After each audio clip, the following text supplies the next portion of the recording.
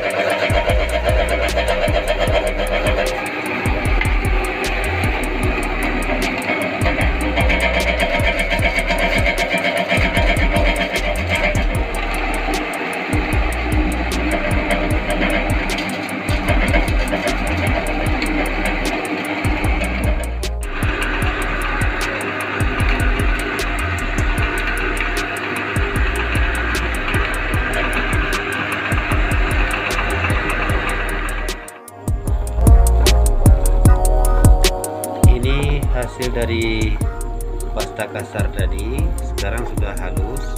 Sekarang ingin kita buat menjadi coklat kompon, tapi ini lebih kepada coklat provencur ya, karena kemurnian coklatnya 95%.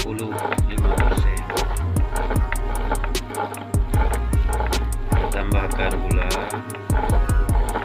dan susu ya guys ya, tapi porsinya sangat sedikit untuk susu biar nggak terlalu pahit.